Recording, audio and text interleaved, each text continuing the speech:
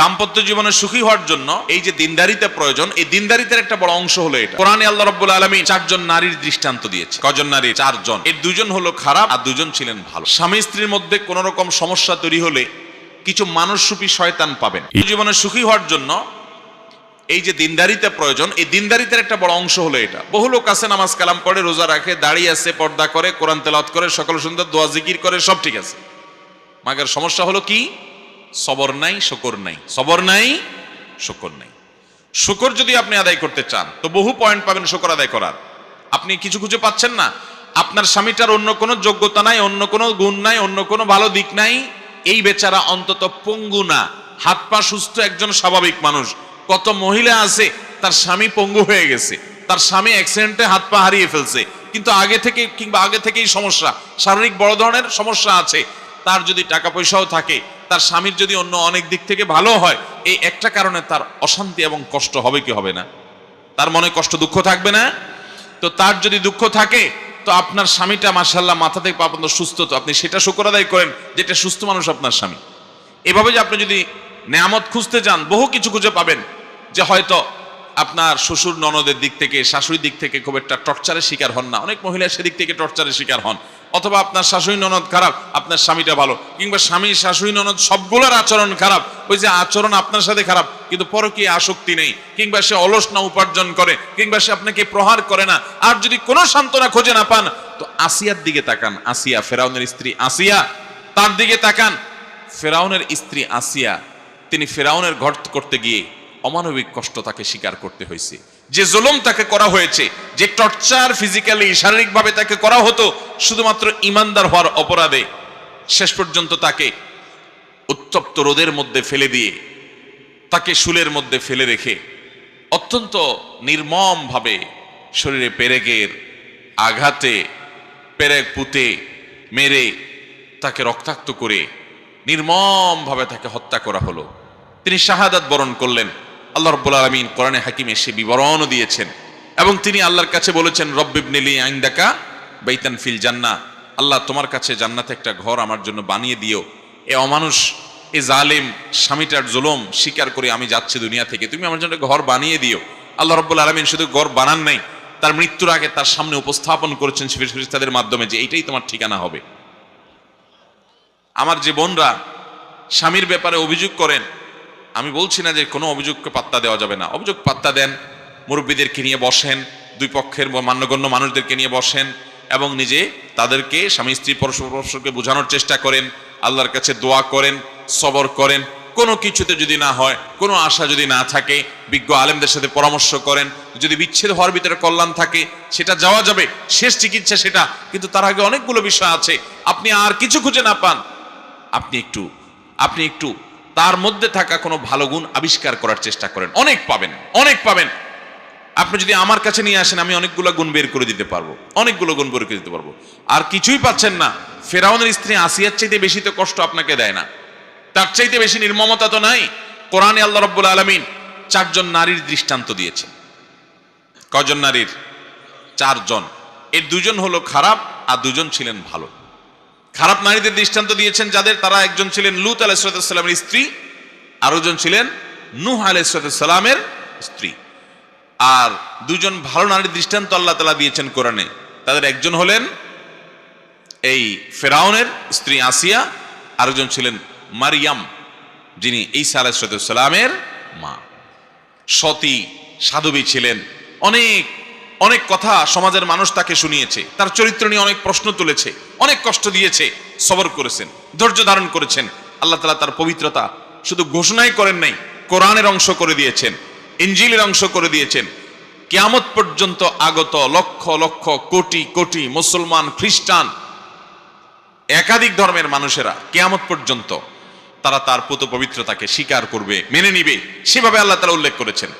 তো আমাদের কোনো বোন যদি শান্তির কোনো দিক খুঁজে না পান, আসিয়ার দিকে তাকাবেন যে আসিয়া কত কষ্ট করেছে। ভাইরা আমার, আমাদের এই সমাজে স্বামী স্ত্রীর মধ্যে কোনো রকম সমস্যা তৈরি হলে কিছু মানুষরূপী শয়তান পাবেন।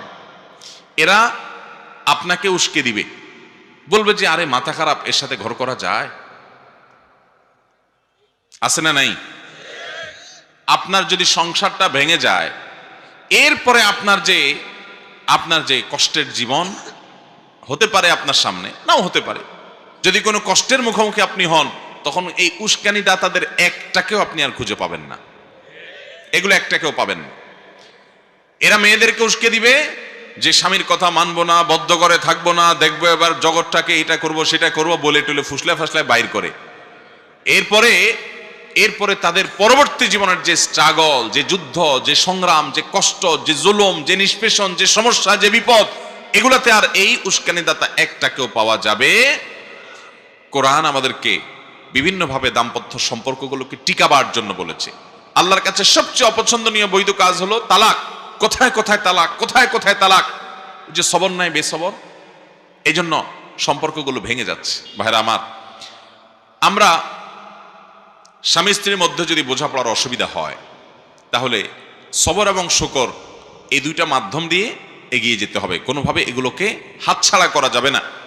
ডক্টর খন্দকার আব্দুল্লাহ জাহাঙ্গীর রহমতুল্লাহ আলাইহির এ বিষয়ে একটা বক্তব্য আছে। স্যার রাহিমাহুল্লাহ বলতেন যে স্বামী স্ত্রীর মধ্যে যদি কোনো প্রকার বোঝাপড়ার গরমিল হয়, তো এক শ্রেণী মানুষ পাবেন, তারা স্বামীকে যেরকম উস্কায়, স্ত্রীকে এরকম উস্কায় এবং সম্পর্কগুলো টিকতে দেয় না।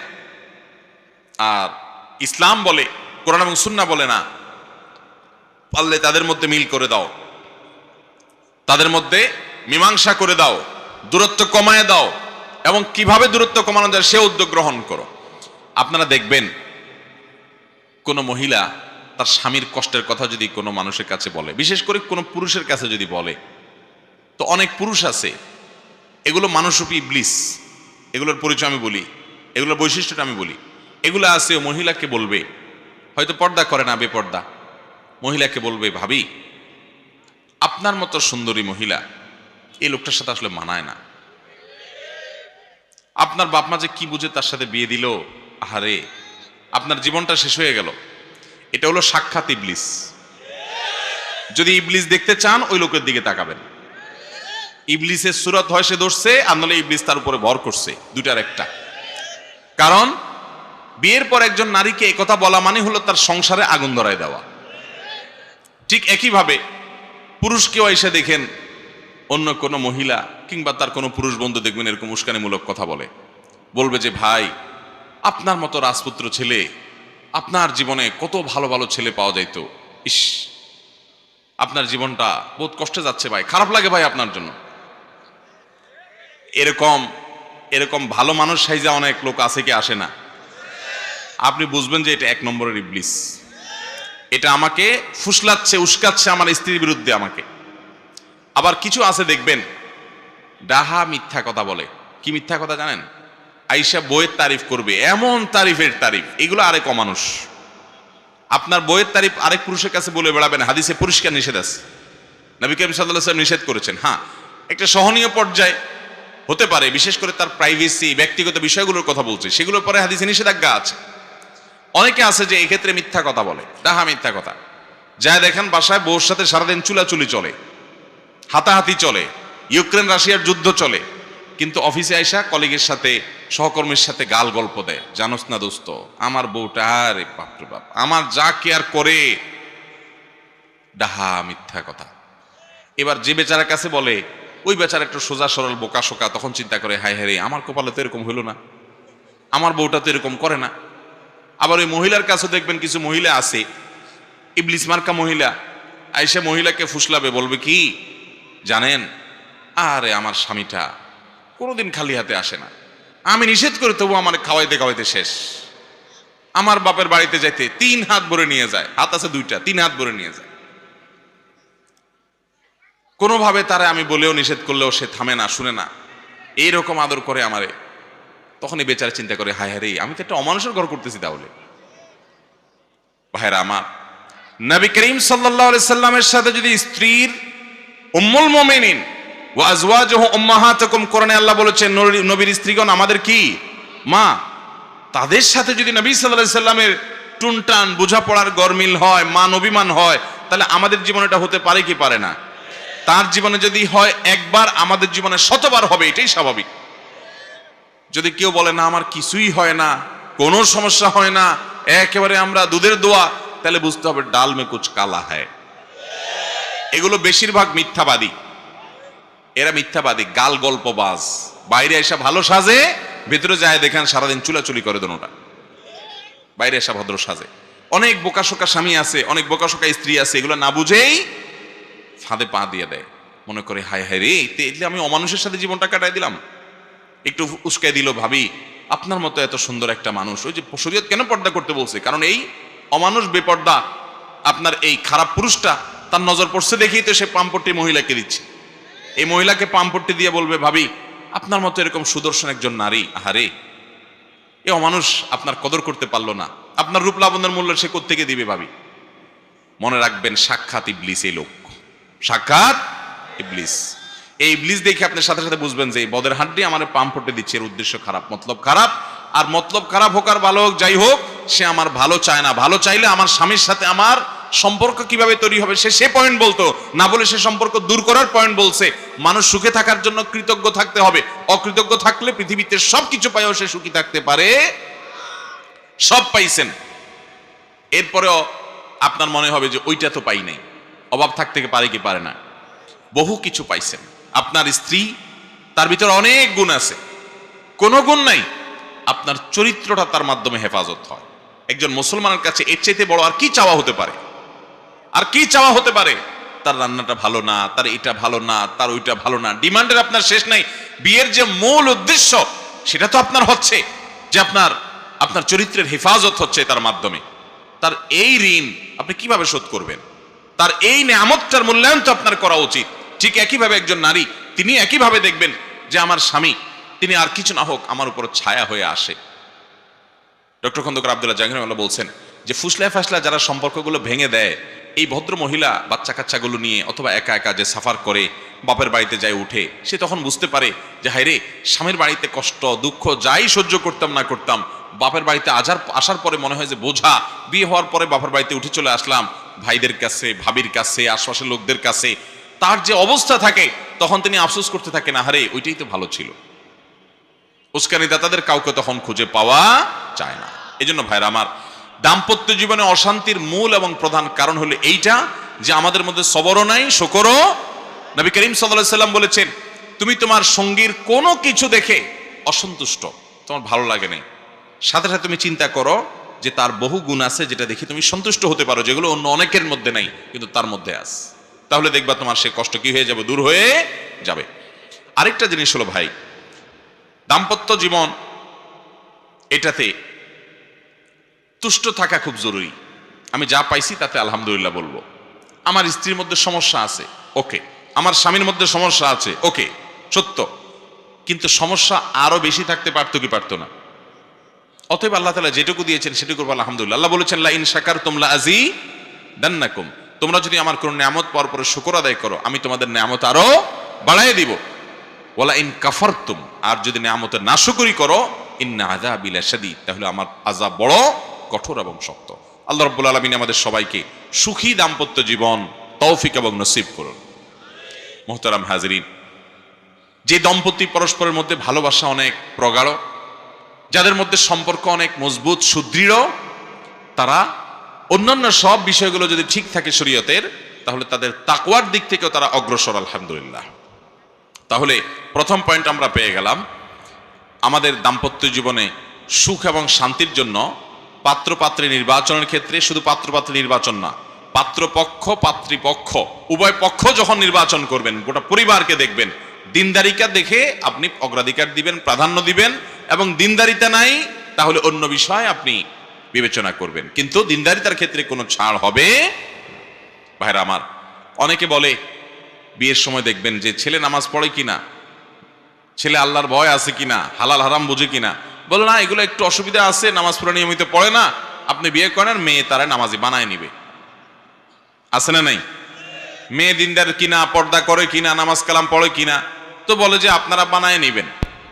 আপনি সাথে সাথে বলবেন যে আমি রেডিমেড চাই, আমি বানায় নিব, সেটা কি আমার মাপ মতো হবে না হবে না কে জানে বাবা, তার চাইতে রেডিমেড আমি খুঁজবো আগে, রেডিমেড না পাইলে তখন দেখা যাবে। আল্লাহ তাআলা আমাদের সবাইকে দাম্পত্য জীবনে সুখী হওয়ার জন্য এই যে দিনদারিতাকে প্রাধান্য দেওয়া, এই নিয়ামতটি আল্লাহ তাআলা আমাদেরকে দান করুন।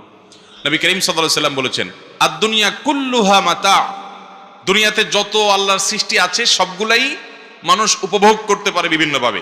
ওয়া খায়রু মাতা'আদ দুনিয়া আল মারআতুস সালিহা, একজন নারী, একজন জীবন সঙ্গী, একজন জীবন সঙ্গিনী, তিনি যদি দিনদার হন, আল্লাহ বিরু হন, নামাজি হন, চোখের পানি ফেলনেওয়ালা হন, আল্লাহর সাথে দোয়া সম্পর্ক করনেওয়ালা হন, এই মানুষটা যদি আপনার জীবনে পেয়ে যান, তো আপনার জীবনে সবচেয়ে বড় সুখের দেখা পেয়ে গেলেন। এর চাইতে বড় সুখের কোনো মাধ্যম উপকরণ আল্লাহর জমিনে আরেকটা হতে পারে না, যদি একটা ভালো সঙ্গী জীবনে পেয়ে যান।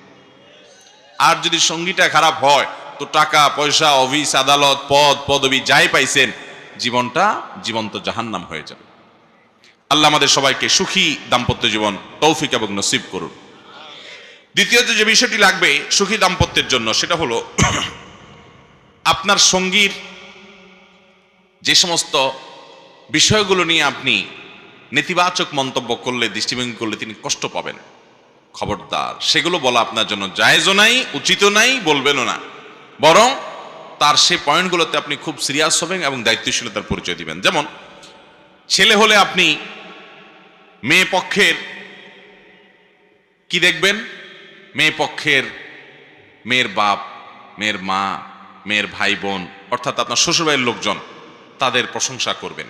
তাদের নিশ্চয়ই কিছু ভালো গুণ আছে, আছে না নাই? কিছু না কিছু তো আছে।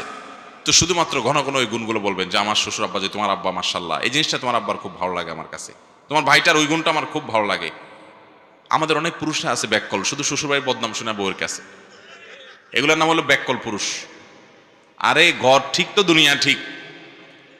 স্বরাষ্ট্রমন্ত্রী যদি ঠিক রাখতে চান, ঘরওয়ালিরা যদি ঠিক রাখতে চান, তাহলে সেক্ষেত্রে বেশি বেশি শ্বশুরবাড়ির তারিফ করবেন। বউকে খুশি করার জন্য এর চেয়ে কার্যকর কোনো ওষুধ আছে কিনা আমার জানা নেই। সবচেয়ে শর্টকাট ওয়েতে বউকে খুশি করবেন। কিসের তারিফ করবেন? বেশি বেশি শ্বশুরবাড়ির তারিফ করবেন, যে আমার শাশুড়ির রান্নাটা উফ মাশাআল্লাহ, তুমি আমার কাছে বেশি বেশি থাকবা, রান্না শিখবা। আর আমার শ্বশুর মাশাআল্লাহ, ওনার এই গুণটা আমার এত ভালো লাগে, তোমার ভাইটা, তোমার বোনটা, তোমার ভগ্নিপতিটা মাশাআল্লাহ। যত বেশি ওই বাড়ির মানুষের তারিফ করবেন, প্রশংসা করবেন। আবার দেখেন মা বোনের সামনে করে মাইদুর খায়েন না। এটা জায়গা বুঝা সুবিধা মতো বেশি বেশি করে প্রশংসা করবেন। আসলেই দিল থেকে তাদের ভালো গুণটাকে আপনি দেখার চেষ্টা করবেন। এটা শুধু পাম্পট্টি দেওয়ার জন্য না, ভেতর থেকেই তাদের গুণগুলাকে উপলব্ধি করার চেষ্টা করবেন এবং সেগুলো স্ত্রীর সাথে শেয়ার করবেন। অনেক পুরুষ আছে, এরা নিজেদেরকে শেয়ানা মনে করে। আমি মনে করি এগুলো বলদ নাম্বার 1। সেগুলো কোনগুলো জানেন? সেগুলো হলো শ্বশুরবাড়ির অনেক ভালো গুণ আছে, ওইটা ভিতরে রাখে। উনি বড় শুধু খোঁচায়, দোষগুলা শুধু বলে, আর দোষ ভিতর ভালোগুলো জানে। উনি মনে করেন নিজের শেয়ানা, উনি হলো বেকুব নাম্বার 1। দোষগুলা সব ভিতরে রেখে হজম করে ডুব গিলে ফেলবেন। ওগুলা বউরে খবরদার কোনোদিনও বলবেন না। সবসময় কি বলতে হবে? গুণ বলতে হবে। অনেক অমানুষ পুরুষ আছে, বউদেরকে কি বলে খোঁচায়, তোমার আব্বা তো ঈদে আসলো না, তোমার মা কতদিন হয়েছে একটু ফোন দিল না, তোমার বাচ্চাটা হলো, তোমার ভাইটা একটু আসলো না, তোমার এই অসুখ বিসুখ হইলো, তোমার বোনটা একটাবার ফোন দিল না। এই কাজ অনেক পুরুষ করে কি করে না? এই পুরুষগুলোকে পাও বেঁধে ঝুলায় পিটানো উচিত। কেন জানেন? ওই ভদ্র মহিলার বাপমা যদি তার হক আদায় না করে, তারা দেখতে আসলো না, তার খাতির যত্ন করলো না, তার ফোন দিল না, তার জন্য হাদিয়া তোফা দিল না, তাহলে ভদ্র মহিলার কি কষ্ট হয় না ভালো লাগে? এগুলোর কারণে কষ্ট হয় না? যে আমার আব্বাটা ফোন দিল না, আমার আম্মাটা অনেকদিন হলো একটু আসলো না, একটু খোঁজ খবর নিল না, আমার ভাই বোনগুলো একটু আসে না, আমার শ্বশুরবাড়িতে আমার মুখটা উজ্জ্বল হয় না, আমার নিজেও পরের ঘরে পড়ে আসি, পরের সংসারে আসছি, নতুন দাম্পত্য জীবন শুরু হয়েছে, তারা একটু আসবে, সেভাবে আসে না। তার মনে কষ্ট আছে না নাই? ওই মনে কষ্ট থাকার পর আপনি যদি আরো খোঁচান তারে, তাহলে কি তার সুখ বাড়বে না দুঃখ বাড়বে? তাহলে সেক্ষেত্রে কোনো ভদ্রলোক, মুসলমান তো বটেই, কোনো ভদ্র মানুষ কোনোদিন তার স্ত্রীকে এগুলোর জন্য খোঁচাখুচি করতে পারে? বরং একজন ভালো মানুষের কাজ হবে, স্বামীর কাজ হবে স্ত্রীকে সান্ত্বনা দেওয়া, যে দেখো তোমার বাপ মা হয়তো ব্যস্ত, খবর নিতে পারে নাই, আর সবাই একরকম হয় না, সবাই ফোন করার অভ্যাস নাই, বাদ দাও, এগুলো কোনো ব্যাপার না, আরে আমরা আসি না, আল্লাহর রহমতে ঠিক হয়ে যাবে এগুলো ইনশাআল্লাহ, সমস্যা নাই, এই সমস্ত বলতে হবে। তাহলে কি হবে? স্ত্রী চিন্তা করবে আমার দুঃখের কথাটা আমার স্বামী বুঝছে। বেশিরভাগ স্বামীদেরকে দেখবেন, বা একটা বড় অংশ স্বামী আছে, বেশিরভাগ না হোক, যে শ্বশুরবাড়ির বিষয় আসে নিয়ে বউরে খোঁচায়, আছে না নেই? ভাইরা আমার, একই কথা মহিলাদের জন্য প্রযোজ্য। যে কথার কথা ধরুন একজন মহিলা তার স্বামী, তার বাপ মা তার প্রতি সুবিচার করছে না, তার ভাই বোন তার ভিতরে সুবিচার করছে না। হতে পারে এরকম যে বাপে জমি জমা আরেক ভাইকে দিয়ে দিচ্ছে, আপনার স্বামীকে দিচ্ছে না, অথবা আপনার মা অন্য ভাই বোনকে অনেক আদর যত্ন করে, আপনার দিকে খেয়াল করছে না। আপনার ভাই বোনরা তাদেরকে অনেক লালন পালন করছেন, অনেক ভরণ পোষণ দিচ্ছেন, তাদের পড়ালেখা করাইছেন, টাকা পয়সা খরচ করছেন, এখন তাদের দিনকাল ভালো, তারা আপনার দিকে তাকায়ও না। এরকম হতে পারে কি পারে না? তখন অনেক মহিলা আছে এগুলো দিয়া স্বামীকে, এগুলো অস্ত্র হিসেবে পায়, এক একটা আলপিনের মতো খোঁচায় এবার স্বামীকে। এগুলো দিয়ে কি করে? খোঁচায় যে তোমার বাপটা কোনো মানুষ, তোমার মা এটা কোনো কাজ করলো, তুমি কত কিছু করলা তাদের জন্য, ওরা তোমার বাচ্চার দিকে একটু তাকাইলো না, মানুষ এত অমানুষ হয়। এই মহিলা হলো ব্যাককল মহিলা। এই মহিলার নাম কি মহিলা? নির্বোধ মহিলা। বুদ্ধিমান মহিলা হলে সে তার স্বামীকে সান্ত্বনা দিবে, আরে বাদ দাও, এই সমস্ত ভুলে যাও, তোমার ভাই ব্রাদার তোমার দিকে লক্ষ্য করছে না, তাতে কি হয়েছে? তোমার লক্ষ্য করার মানুষ অভাব আছে? কেউ লাগবে না, আল্লাহ যথেষ্ট আমাদের জন্য, টেনশন করবা না। আর আম্মা আব্বা ওনারা বুড়া মানুষ, ওনাদের অনেক ভুলভাল হয়, আল্লাহ ওনাদেরকে মাফ করুক। মানুষ বয়স হয়ে গেলে অনেক উল্টাপাল্টা হয়, এগুলো এত মাথায় রাখতে হয় না, কোনো দরকার নাই। আল্লাহ ভরসা, আমাদের আল্লাহ হলে চলবে, কিচ্ছু লাগবে না। আরে আমরা তো দুজন দুজনের ভালোবাসি, আমরা তো ঠিক আছি, জগৎ উল্টে যাক, কিছু আসে যায় না। এটা একজন সৎ স্ত্রী, একজন নেককার স্ত্রী তার স্বামীকে বলবে। কিন্তু অনেক মহিলা আছে নামাজ কালাম পড়ে, বোরকাও পড়ে, কোরআন তেলাওয়াত করে, তাসবিহ তাহলিলও করে, কিন্তু স্বামীকে অনিয়মিত খোঁচায়। ভাইরা আমার, দিনদারিতা শুধুমাত্র এই কপালে দাগ ফেলানোর নাম না, দিনদারিতা শুধুমাত্র দাড়ি লম্বা করে ফেলার নাম না, এগুলা দিনদারিতা। কিন্তু এগুলোর পাশাপাশি আমাদের আচরণটা সুন্দর করতে হবে, তখন আমরা পরিপূর্ণ দিনদার হতে পারবো ইনশাআল্লাহ।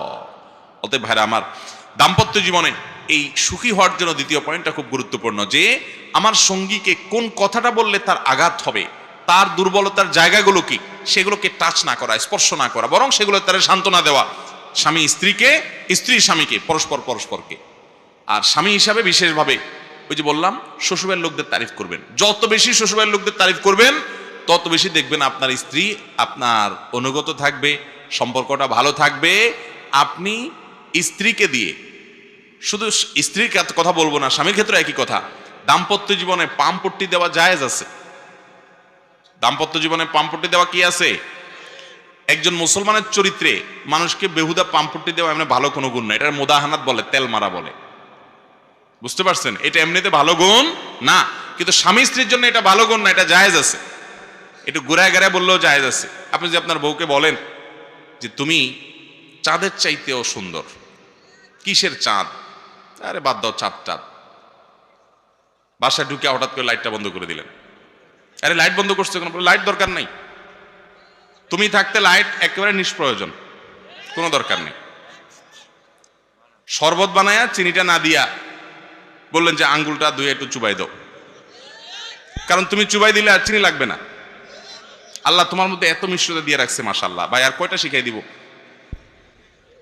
এই যে দুইটা কথা বললাম, এই দুইটা আমার শেখানো না, ডক্টর আয়েজ আল কারনি, সৌদি আরবের জনপ্রিয় আলেমে দ্বীন, এই দুইটা পয়েন্ট, এই যে বাসা ঢুকলে লাইট বন্ধ করে দেওয়া আর চিনির মধ্যে আঙ্গুল চুবাই দেওয়া, এটা ওনার পরামর্শ।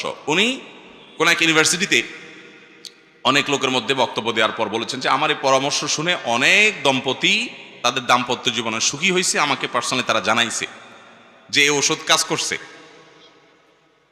তো এখন দুইটা উনি শিখাই দিছে, আর বাকিগুলো আপনাকে বের করতে হবে, প্রশংসা করতে শিখতে হবে। অনেক স্বামী আছে, অনেক স্ত্রী আছে প্রশংসা করতে জানে না, প্রশংসা করতে জানে না। প্রশংসা যদি আপনি করতে না জানেন, আপনি কখনো দাম্পত্য জীবনে সুখী হতে পারবেন না। আপনাকে প্রশংসা করতে শিখতেই হবে।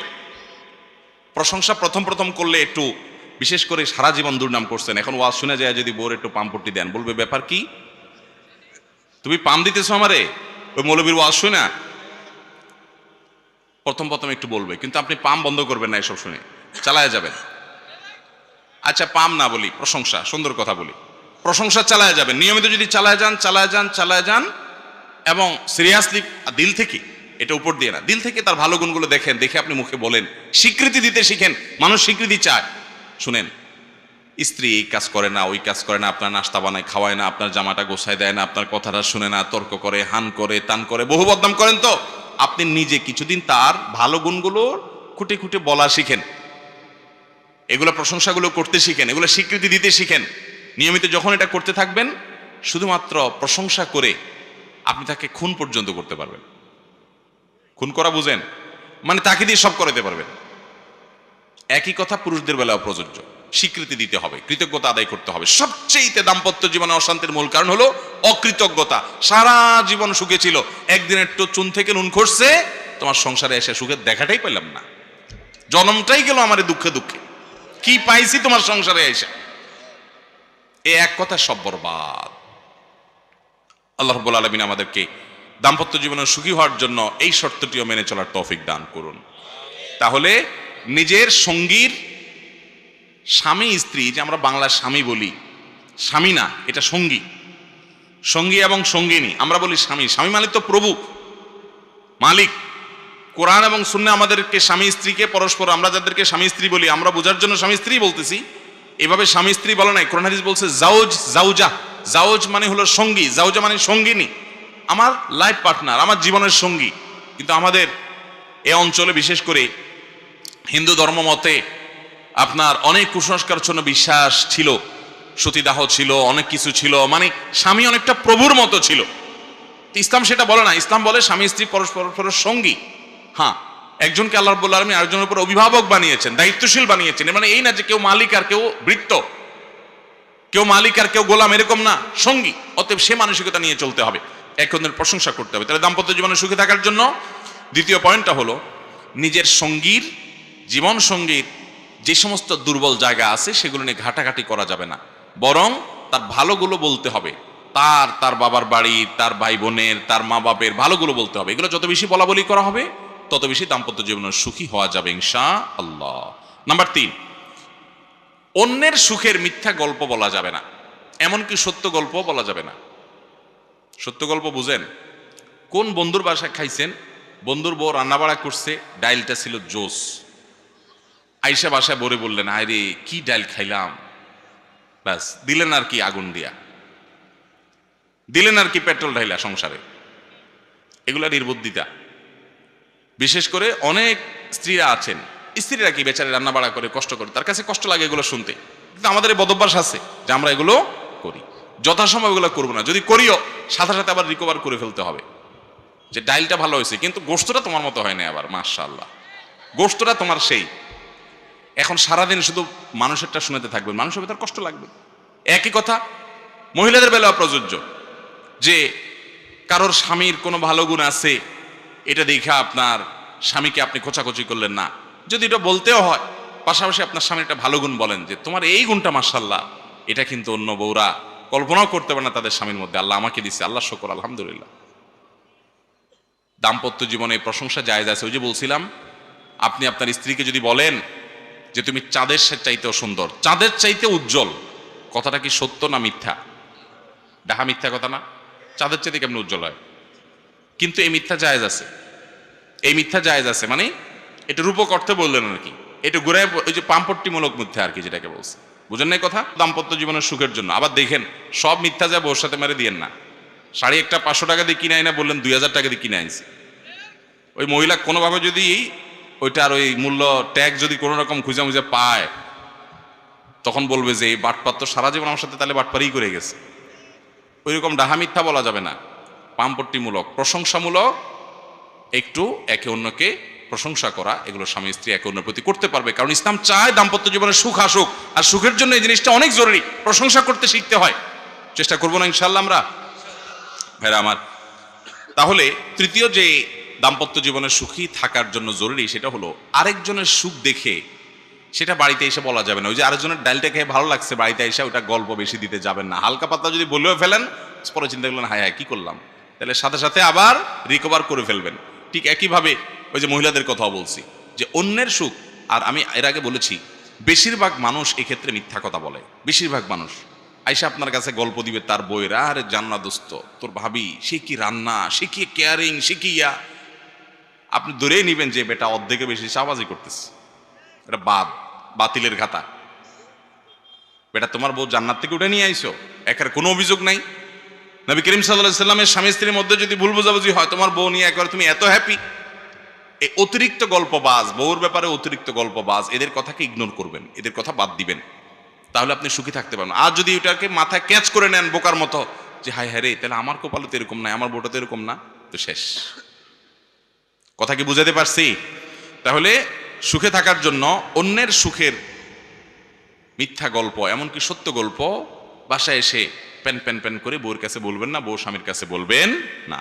দেখবেন যে তাদের মধ্যে এটা আছে, আমাদের মধ্যে অন্যটা আছে, আলহামদুলিল্লাহ। নিজেরা খোঁজার চেষ্টা করবে। নাম্বার 4, ক্ষমা করতে জানতে হবে। একসাথে দুটা মানুষ থাকতে গেলে টুনটান হতে পারে কি পারে না? পারে, শুধু না, হবেই, এটা নিশ্চিত। টুনটান হবে কি হবে না? হবে। তো হলে কি করতে হবে? ক্ষমা করতে জানতে হবে। বিশেষ করে স্বামীদের এই ক্ষেত্রে আরো বেশি করা লাগে। দুনিয়াতে একজন মানুষ আছে যে ভুল করবে না কিন্তু মাপ চাবে, তার নাম স্বামী। ভুল করবে না কিন্তু কি চাবে? মাপ চাবে। সরি, তাহলে আমারই ভুল হয়েছে, থাক। শুধুমাত্র একটু ভুলটা স্বীকার করেন, দেখবেন আগুনে পানি ঢেলে দিস। এরপর আপনি তার ভুলটা সুন্দর করে ধরায় দেন। সে যখন ঠান্ডা হয় দেখবেন যে সেটা গ্রহণ করবে, কিন্তু আগে আপনাকে সারেন্ডার করতে হবে। মহিলারা চায় তার স্বামীটা তার সামনে পরাজিত থাকুক, পরাজিত, বিড়ালের মতো থাকুক। আর অনেক স্বামী আছে বেকুব, সারা দুনিয়াতে বিড়ালের মতো মেয়াও করে আর বাসায় এসে বাঘ সাজে। আরে ভাই, সারা জীবন বাঘ, বাইরে বাঘ সাজবেন সারা দুনিয়াতে, কিন্তু বাসায় আসতে বিড়ালের মতো হয়ে যাবে। তাহলে সুখে থাকতে পারবেন? আর তা না হলে মায়ের একটাও নিচে পড়বে না, সব পিঠে পড়বে। কথা কি বুঝাতে পারছি? এবং একই কথা আমার বোনদেরকে আমরা বলবো, ক্ষমা করতে জানতে হবে। স্বামীরও ভুল হতে পারে, ক্ষমা করতে জানতে হবে। এবং তেড়ামি করা যাবে না। অতিরিক্ত তেড়া মানুষ কখনো সুখী হতে পারে না। মানুষ হিসেবে কষ্ট হতে পারে, জেদ হতে পারে, দুঃখ হতে পারে, ক্ষমা করে দিতে হবে। আপনার সঙ্গী সে একটু বেশি রাগী, তাহলে আপনি মাথায় রাখেন যে সে রাগী, এবং হিসাব নিকাশ করে চলেন, এবং সবকিছু নিয়ে বাড়াবাড়ি করেন না। কিছু হইলেই আপনি একবার সিরিয়াস হয়ে যাবেন, এটা উচিত না। আশরাফ আলী থানভী রহমতুল্লাহ আলাইহির কাছে এক লোক আসছে, এসে বলছে, হুজুর, আমার বাসায় বউটা এমন জ্বালাতন করে, বাহির থেকে সারা দুনিয়ার পেরেশানি সব কিছু মাথায় নিয়ে বাড়িতে আমি এসে ঢুকি, ঢুকার পরে আমার বউ আমার সঙ্গে যুদ্ধ শুরু করে দেয়, আর বকা জকা, ঢুকতে দেরি, আমি ব্যাগটাও রাখতে পারি না, জামাটাও খুলতে পারি না, তার আগে সে আমার সাথে এই হান করলা কেন, তান করলা কেন, ওইটা হল না, মানে ঘেউ ঘেউ ঘেউ ঘেউ শুরু করে। তার অত্যাচার আমি থাকতে পারি না, কি করবো, আমাকে বুদ্ধি দেন। তো আশরাফ আলী থানভী রহমতুল্লাহ বলছেন যে বুদ্ধি হইল, তুমি তোমার বাড়িতে ঢুকার আগে দরজায় কলিং বেল টিপে বা দরজা খটখট করে তুমি আসছো এই খবর জানাইবা, তারপর বউ দরজা খুলবে, তারপরে সে তোমার সাথে রাব বিহেভ করবে, তোমার চেহারা দেখে বকাঝকা শুরু করবে, এটা নাই কেন, ওটা নাই কেন ইত্যাদি। তো তুমি দরজার সামনে গিয়ে দরজায় নক করার আগে কয়েক সেকেন্ডের জন্য একটু দাঁড়াবা। আচ্ছা, দাঁড়ায় কি করব? দাঁড়ায় তুমি চিন্তা করবা যে ধরা যাক আমার বাসায় একটা পাগলা কুত্তা আছে, এটা ধরা যাক বউ আছে ভিতরে, এটা পাগলা কুত্তা আছে, তো সে মানুষ দেখলে অযথায় হুদাই ঘেউ ঘেউ করে, এটা ধরা যাক। কিন্তু দেখেন, আবার ধরছেন তো থানভী রহমতুল্লাহ বলছেন যে এটা ধরে নিবেন, এটা ধরে নিয়ে আপনি কয়েক সেকেন্ড অপেক্ষা করে এরপরে বিসমিল্লাহ বলে দরজা নক করবেন। নক করবা, খোলার পর যদি যুদ্ধ শুরু হয়ে যায় তো সাথে সাথে আপনি ওই কল্পনার জগতে চলে যাবেন যে আগে ধরে নিছি যে ওইটাই। তো যখন এটা আপনি মনে করবেন তখন আর আপনার কষ্ট হবে না যে ওইটা তো কাঙ্ক্ষিত, এটা তো হওয়ার কথা ছিল, এটা পাত্তা দিবেন না।